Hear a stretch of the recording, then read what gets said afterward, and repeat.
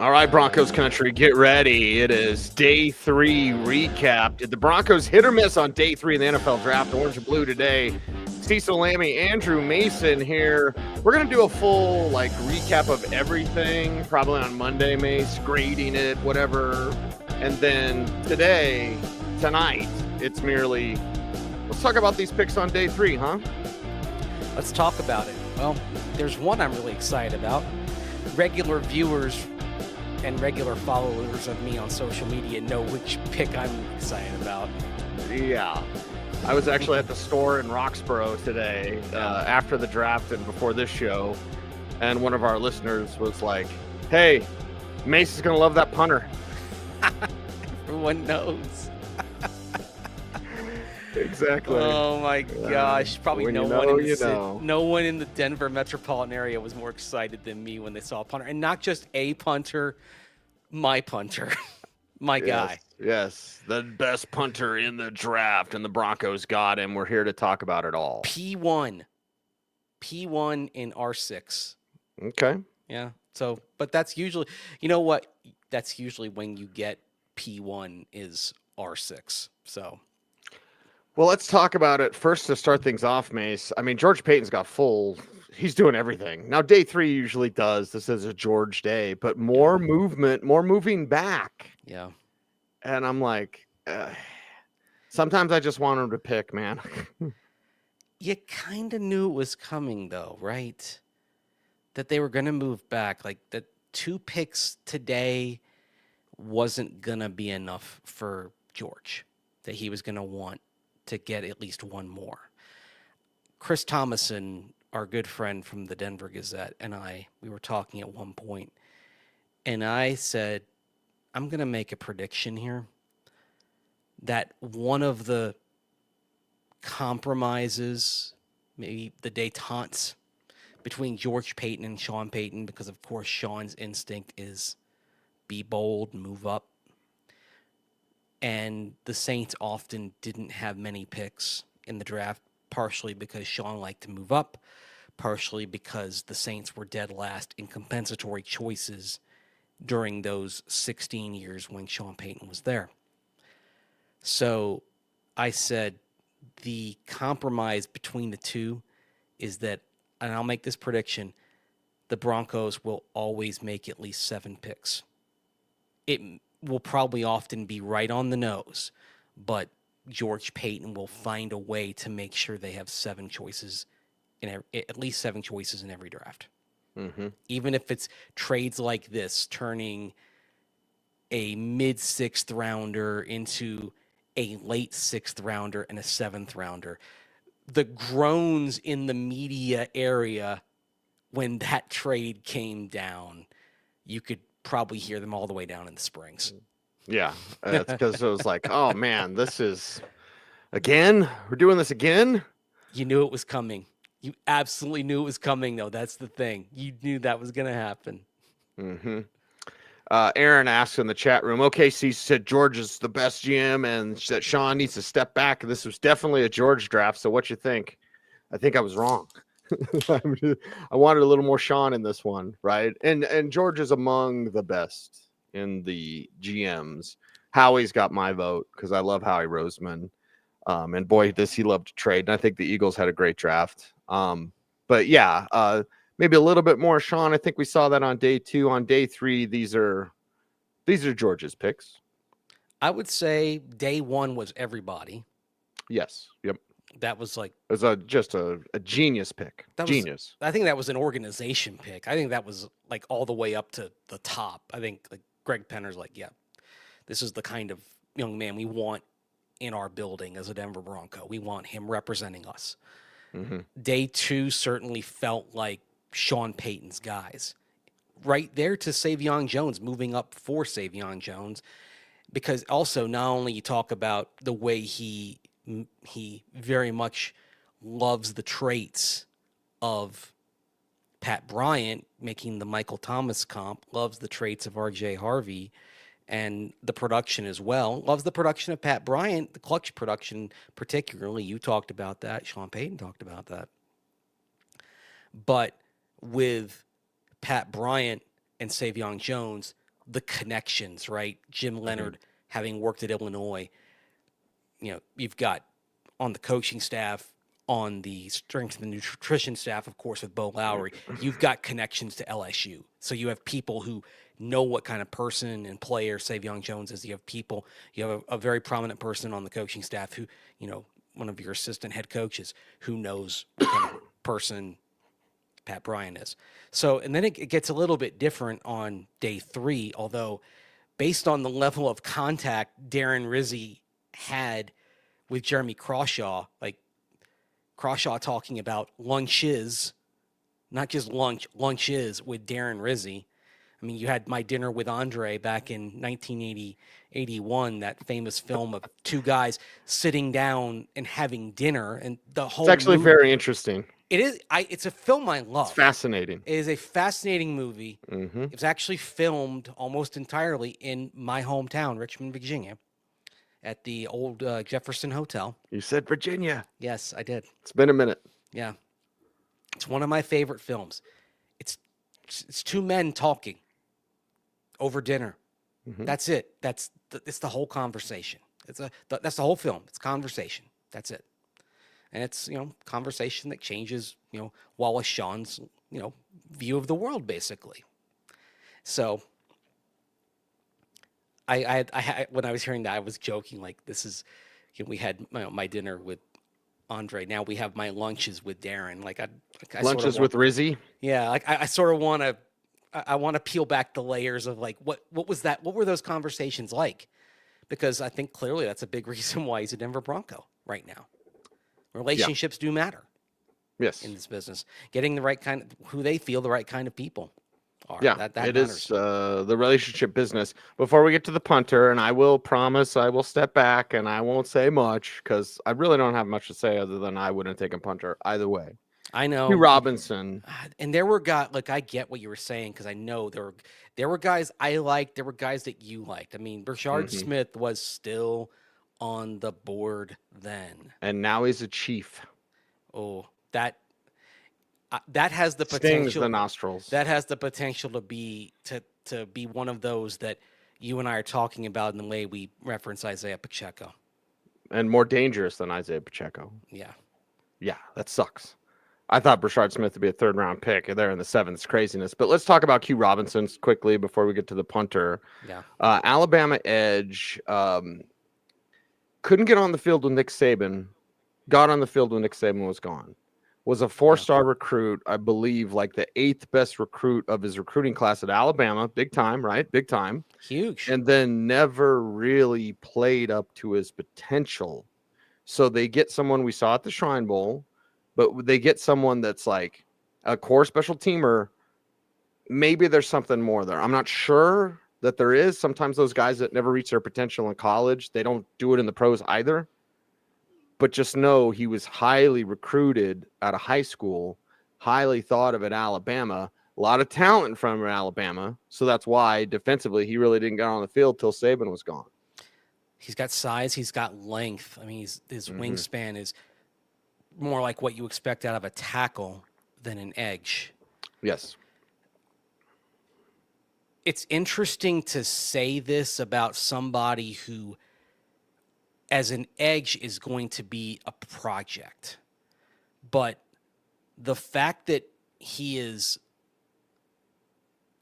likely a core 4 special teamer, when I say core 4, that means punt protection, punt return, kickoff coverage, kickoff return. And he even said for good measure, he's on at Alabama, he was on field goal rush and field goal block. So he was actually on 6 special teams units. Whew. And the interesting thing about this, Cease, is usually you have 4 edge rushers who dress for a game. It is unlikely he's taking a jersey from Jonah Ellis or Dondrea Tillman, which means if he plays, and I expect, given his special teams proficiency, he ends up getting a jersey, he probably takes a spot from another position. He might take a spot from the inside backers, perhaps. We'll see what ends up happening. but on game day, I think he ends up taking a spot from somewhere else. That's the thing to keep your eye on in terms of game day roster construction. Right. Because but it's interesting to say for somebody who is a project, I think, on defense. So he's high ceiling, but he's a project, but he actually is sort of a high floor player in terms of his contribution, because at minimum, I think he becomes one of your best special teams players. As a core 4 guy, I think that keeps him around 4 years for the length of his contract. Like, I would be stunned if he's cut. Not only because he's a 4th-round player, but because he may become one of those cluster of special teams players that just makes the team every year. And again, like you say, like I said, a core 4 player, there are always a few core 4 players that they're on the team every year. So that means like his floor is one of your top guys on teams, ends up being one of your leaders on special teams. Like on terms of roster construction, the guy whose spot he might take might be Sternad. Mm-hmm. Yeah. Not an edge, but he takes an inside backer spot on the roster. Oh, yeah. There's a roster crunch coming because of Q Robinson and his talent. And you can't say that about every 5th-round pick. And when we get into the day 3, it's like guys you're hoping on the practice squad. It seems like Robinson, core special teamer, he's on the 53. Someone else is out. But is that the guy you take in the 4th round? That's the whole question. It's a positional value thing. Right. Well, I mean, I got some Turner Yell vibes, Mace. I put it out on Twitter, of course, and I said, I hope I'm wrong. Mm-hmm. But with the talent that was still on the board, I feel like when you take the Larry and Turner Yell and you don't take Tariq Woolen, and obviously philosophically, I have a difference with George Payton on day 3 because I wanted the freak of Tariq Woolen.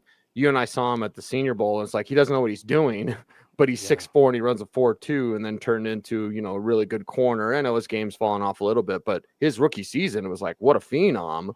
Yeah. So you're taking the special teamer.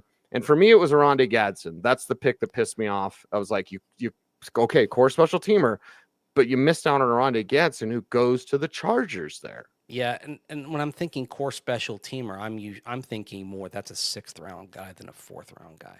Right. So that's the thing. And tight end was still there. You needed to improve tight end. This was a very good tight end class. And the guy you ended up getting, and so this is probably a good time to, make the transition a good segue here. You end up drafting somebody who I think at minimum is a 2-year project. Incredibly raw, but just got back into football last year. And Sean Payton said 57 plays. That's all he's had. 4 touchdowns on 4 receptions, yes, but 57 snaps. This pick was wild. Like, this was one where literally, and I said this on social media, I knew more about him as a basketball player than a football player because he was pretty good for BYU 3 years ago, hit the transfer portal, went to Baylor, and then kind of production struggled. Kept going down. His production went down, and that he kind of got lost in the shuffle. Like, he tried to make that level jump from the West Coast Conference to the Big 12 Baylor, and he couldn't quite do it, and he got kind of lost in the mix there in their rotation. But it literally, I know him, like the name. I'm like, yeah, I remember him from watching him in the West Coast Conference. I'm like, this is wild. Like, you have that tinge when you hear that name. Like, it was the Obi-Wan thing. And then because he was so far down the tight end list, like I didn't do any work on him. Jeff Legwold said there was one scout who told him like he was like a below the radar guy. Dane Brugler, of course, who writes the massive draft guide, The Beast, had his name listed in like the huge others category. Didn't have kind of as like tight end 57, and that's on The Beast, which is over 2,000 pages. Yes, so his name made it in there, but he didn't get a bio in The Beast. And Luke Lachey was still on the board, brother. And we loved Luke Lachey. Luke Lachey, man. And I know Fairweather was there, but I was thinking more PFA with him. He got drafted. And Luke Lachey gets drafted. See, here's the thing. Like, Rivaldo Fairweather is a traits guy, but there's some production there. There's some experience there. And shouldn't it be both? Yeah, like I that's why for me I would tend to go, if I'm in the draft at least, I would tend to go more for Fairweather and look at, and I would go more for Fairweather in the draft. And then when I get and then look more as and then look more as a priority free agent here when you start going with Caleb Lohner, right? That's the thing. I think that's the thing. But I don't want to get too far into it because I know, like, there's the whole thing of saying, okay, what do other boards look like? Some of this can be intel of other boards. Like there are people saying, oh, they could have let Crawshaw, go and gotten him later, or he would have been undrafted. That's sometimes that decision is being made based on intel you might have from talking to teams about trade possibilities, talking with others. I'll say this: the Broncos probably have a better idea what other teams' boards look like than you, me, or anybody else. The Crawshaw pick probably came down to them believing that other teams were going to take him in round 7. Mm-hmm. Yeah. And realizing, and the other thing, they could have done what they did with Will Lutz and waited out cuts and gotten the best of what was left. I do give them some credit. Yeah, there were guys on the board here, and it was a tough choice, but man, for years I've just wanted them to get a punter that had the driver in his bag. Like, they've had punters, they've had some okay punters. Sam Martin had a decent season back in the COVID year. Riley Dixon last year was average across the board. He was fine, as I like to say, perfectly cromulent.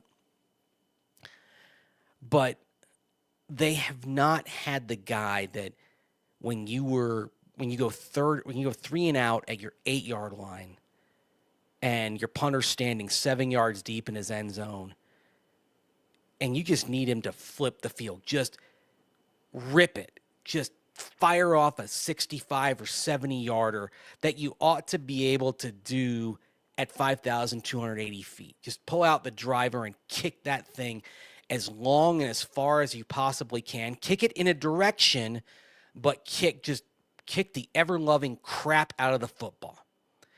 Kick it in direction, and so it's either going to go out of bounds or get a bounce, and then once that thing starts bouncing, the returner isn't going to do anything with it. He's going to let it bounce. I just wanted to have one of those guys. I mean, the Broncos have gone more for placement punters. The thing about Crawshaw, he's gotten better as a placement punter at Florida. He's had really nice improvement in that area, but being down in Mobile, watching him punt, seeing him, he's got the driver in his bag. This guy can absolutely blast it when he needs to. Where do you see him at altitude? Yeah, like if you've got that situation I described where you're deep in your own territory, you go 3 and out, your 8-yard line, your 10-yard line, he's standing in the end zone, you can tell him, all right, just knock the crap out of the football. And he's got a chance to give you one of those field flippers that you go back 3 years ago when the Broncos went to Tennessee and Ryan Stonehouse, former CSU punter, Ryan Stonehouse basically won the Titans that game with those field flipping punts, with getting them down inside the 5-yard line, inside the 10-yard line.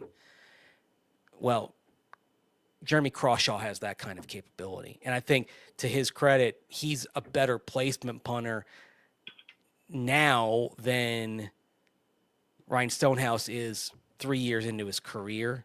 So I think that's a thing that agrees with Darren Rizzi as well. So in that regard, the Broncos did get better, but you know, but that's one guy that I think is going to help them this year. But the other two guys, you know, they got a special teamer, but I thought round 4 is still too high for a guy who in all likelihood is probably special teams. That's probably that's probably where he ends up settling unless he really does blossom. He's a traits guy. Like, he has traits. Q Robinson has traits. Caleb Lohner has traits, but these are guys that are going to need development time. Traits are interesting. Traits are fascinating, but traits aren't production, right? So traits can be tantalizing, but traits can be dangerous. Let's get into traits. George Payton and Sean Payton talking about traits and how they defined the selections of Robinson and Lohner today. Robinson obviously had different traits that we were looking for, and then same with the tight end. I do think you look for traits that you can, historically speaking, you could take certain players maybe and settle on them, but if you find some traits that project, we talk about this all the time. 95% of the discussion about the draft is the first round, and when you really evaluate a good draft, it's these later picks, and more anxious to see how they evolve. And they both had enough flashes where you can project, what they could be at their highest level, and so we liked what we saw on both. Enough flashes. So, Okay. you think it's enough flashes on Lohner when he only had 57 snaps? That's a small sample size. Yeah. I mean, at least Q started a handful of games. Like, before he had the elbow injury, I'd feel better about him if he had a little more meat on the bone of his season, right? Mm-hmm. A full People season. said, "Oh, could he be like Julius Thomas?" Julius Thomas had 41 catches Yeah, Julius in one Thomas year. Even Jimmy Graham only had 17 catches his 1 year at Miami. Julius had 41. Julius Thomas had a full season at Portland State, and then got invited to the Shrine. Like, he got on the radar. Mm-hmm. Yeah. And Jimmy Graham, 17 is different than 4 catches. I mean, I'll say this. There's one catch, the one catch that Lohner had, like, it was against CU. It's the basketball skills. Like, he basically, it's a box out type of move. And right? that was a blowout game too. Yeah, it was a blowout game. But it's the play where you can say, okay, that translates, and that's where I thought back to especially that season he had at BYU, and that's where I can say, yeah, can this translate? Yes, and of course he does have a season practicing, but still, this is you're probably looking at a long runway with him. On social media I said 2 years, and I think I'm probably being conservative. Yeah, that might be a little early. Yeah, I mean, the comp I would say, and it's another I know Wesley Duke. Wesley Duke. The other comp I would say is Mo Alley Cox. He didn't have any football at all in college because he went to VCU, which famously doesn't have a football program. I say famously because I know periodically on the campus they sell T-shirts that say "undefeated in football." So, you know who he might be, and now he didn't play college football either, and the Broncos put him on the radar, and then the Colts picked him up. Eric Swoop. yeah. It's just you spend like 3-4 years with these guys, and then maybe yes, maybe no. Yeah. Because Swoop didn't do anything, and Wesley Duke, of course, got hurt. Yeah. The knee. Well, he had the knee problems even going back to his time at Mercer, and he never shook them. Like, that was the whole thing. Like, there were some glimpses, and they were tantalizing. But it's funny you mentioned Wesley Duke, because him coming in, like, it was traits. And you get to go back, you heard traits from George Payton and Sean Payton. traits, that was sort of the magic word of a lot of Mike Shanahan's draft picks in the early to mid 2000s. You remember those drafts, right? I mean, for example, George Foster, first round draft pick in 2003, he wasn't even a full-time starter his last season at Georgia. But he had traits, man. He was big, he had quick feet. He ended up being an okay player. But traits, Paul Toviesi, remember him? Of course, yeah. Coming out of Marshall. He was a traits guy. Yep. Did he even get on the field? He had some injuries. I don't think he even got on the field. I don't think so. And actually, the poor guy, Mike Shanahan didn't even pronounce his name correctly at the press conference. He said Paul Toviesi, not Toviesi. Crevassier. Yes. But this was a thing. You were drafting on traits. Length was a big thing. Remember Willie Middlebrooks, first round pick in 01? Now, some of these were like audacious, like Willie Middlebrooks in the first round. Delta O'Neal. Yeah. Delta O'Neal, you got something out of him on punt returns, and he was briefly a really good corner, and then he faded fast. But it was a theme going through drafts that they love these. They loved length. And traits tended to outweigh production for a while in the Broncos draft room, and it led to some misses in those years. They started to find the plot around 05 again. 05 was the year of I think actually started to begin in 04. That was the year of DJ Williams as the first round pick, followed by Tatum Bell in the second round. Both were really productive college players. 05 was the year that led off with the late Darren Williams, Dominique Foxworth, Carl Pema. The first two excellent defensive backs in the NFL, and then Carl Payne had a pretty decent career as well. And then 06 was a terrific draft. I mean, Jay Cutler certainly was very much worthy of a first-round pick. That draft also got you Chris Cooper there toward the back end of the draft. It got you Brandon Marshall, the wide receiver. It got you Tony Scheffler, was a pretty good tight end, right? God bless Bo Nix. Yeah. That's what he said when he announced that. God bless Bo Nix. Yeah. We play that drop sometimes. Yeah. Yep. So, but this draft, like those two picks, not this whole draft, but those two picks today, the two that bracketed Jeremy Crawshaw, Q Robinson.